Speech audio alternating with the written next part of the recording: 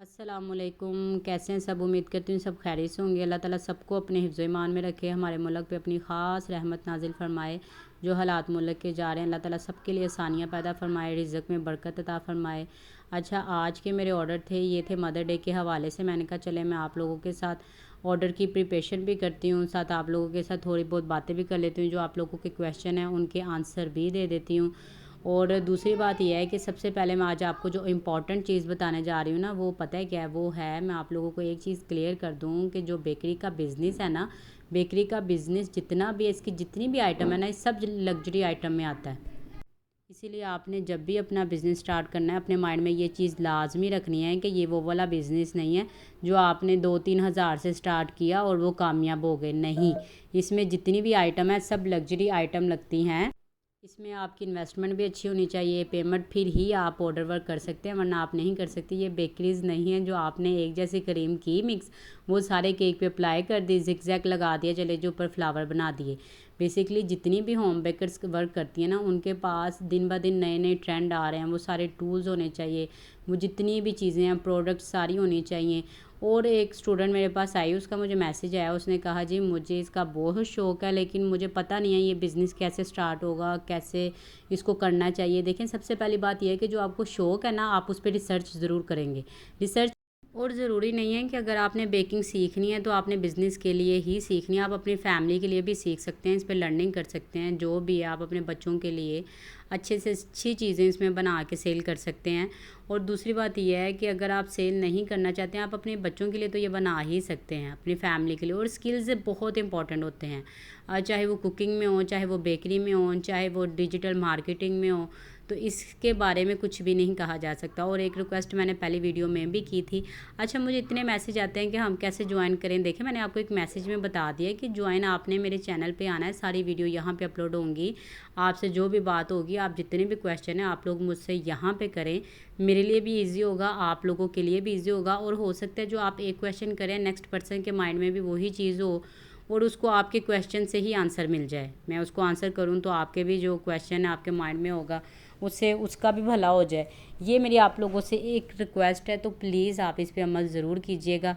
Second, एक और चीज़ मैं आपको बताती हूँ कि जब भी आपने बेकरी का बिज़नेस स्टार्ट करना है, उसमें आपने एक चीज़ नहीं, उसमें बहुत सारी चीज़ों को मैनेज करना पड़ता है। और इंशाल्लाह मैं स्टेप बाय स्टेप आप लोगों के साथ चलूँगी। अभी से कुछ लोग आते हैं, वो कहते हैं जी हमें फॉन्डेंट का वर्क सिखा दें। भाई, मैं आप लोगों को कैसे फॉन्डेंट का वर्क सिखा दूँ? अभी तो मैंने खुद, अभी जितने भी मेरे स्टूडेंट हैं उनको लर्निंग के पर्पज़ पे लेके आना है। बल्कि बेकिंग ऐसी फील्ड है कि मैं खुद भी अभी स्टूडेंट हूँ। डे बाय डे इसमें जितनी चेंजिंग आती है, जो ट्रेंड आते हैं उसको फॉलो करना होता है, सबको देखना होता है।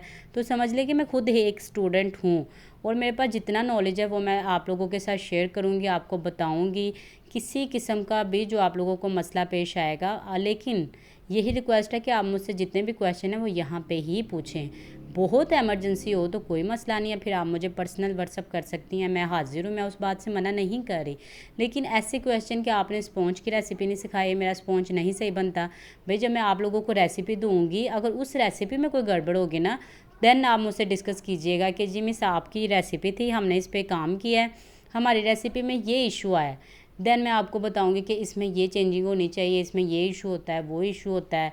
तो वो आपको भी पता है कि फिर ये राइट होगा। अगर आप अभी से आके, अभी क्लास 1 भी नहीं हमारी हुई और आप लोग मुझसे ऐसे क्वेश्चन करेंगे, तो मैं खुद भी इस चीज़ से परेशान होती हूँ।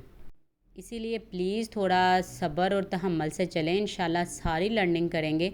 अच्छा, एक स्टूडेंट का मुझे अच्छा मैसेज लगा, उसने मुझे मैसेज किया था कि मिस हमें किन इंग्रेडिएंट्स की ज़रूरत है, आप प्लीज़ उस पर भी बनाइएगा। पहले मैंने सोचा था कि जो मेरी क्लास 1 होगी ना, उसमें जस्ट मैं आप लोगों को बेंटो का बताऊंगी और उसी से स्टार्ट करूंगी। लेकिन फिर मैंने सोचा कि नहीं, उस लड़की का क्वेश्चन अच्छा है भाई। मैं सबसे पहले आप लोगों को जो इसके इंग्रेडिएंट्स होते हैं ना, जैसे मेरे स्टूडेंट हैं इनको तो पता है, जो ऑलरेडी पहले के मेरे स्टूडेंट हैं उनको तो सबको ही पता है इंग्रेडिएंट्स, बल्कि वो अपना वर्क भी कर रहे हैं। लेकिन जो न्यू है, जिनको ज़रा सी भी नॉलेज नहीं है, उनको मैं लाजमी इंशाल्लाह एक प्रॉपर वीडियो बनाऊंगी। जो हमारी क्लास 1 होगी ना, उसमें बेकिंग के सारे इंग्रेडिएंट्स होंगे इंशाल्लाह। 15 मई को हमारी फ़र्स्ट क्लास होगी, वीक में 2 क्लासेज हुआ करेंगी और उसी क्लासेस पे आपने वर्क भी करना है। अगर किसी का इतना बजट नहीं है, वो मुझे इसी पे ही यूट्यूब पे मैसेज करेगा। उससे ये है, मैं उसे एक अच्छा आइडिया दूंगी। अगर आपका बजट नहीं है, आप थोड़ा थोड़ा सामान ले लो, जो ज़रूरी है आप बस वो कर लो। वीडियो में मैं गाइड कर दूंगी कि जौन सी चीज़ें ज़्यादा ज़रूरी हैं आप पहले उनको परचेज़ कर लो, जो ज़्यादा ज़रूरी नहीं है वो आप बाद में भी परचेज़ कर सकती हैं। जैसे कि फॉन्डेंट के मोल्ड है, वो सब ज़रूरी नहीं होते हैं। जो आप लोगों के लिए इम्पॉर्टेंट चीज़ें हैं वो केक बोर्ड, बॉक्सेस और जो सांचे हैं, जो वेट स्केल है, टर्न टेबल है, ये सारी चीज़ें आपके पास होना ज़रूरी है। अच्छा, थोड़ा सा ऑर्डर के बारे में मैं आपको बताती जाऊँ। मेरे जितने ऑर्डर थे ना आज ये बेंटो के थे, और ऑलरेडी ये चीज़ तो मैं आपको पहले भी बता चुकी हूँ कि मुझे मोस्टली ऑर्डर बेंटो के ही आते हैं। आई डोंट नो क्या रीज़न है, बट अल्हम्दुलिल्लाह जिस हाल में अल्लाह ताला की ज़ात इंसान को रखती है वो बहुत बेहतर रखती है। और मैंने सारे जितने भी ऑर्डर वर्क किए हैं हर चीज़ का ट्यूटोरियल आपके सामने ही किया है। अगर आपके माइंड में किसी किस्म का कोई क्वेश्चन हो वो आप मुझसे पूछ भी सकती हैं। और जो इसका वेट था मेरे इसका स्पॉन्ज का, वो था 200 ग्राम। मेरे स्पॉन्ज का वेट था 180 200 ग्राम, ठीक है।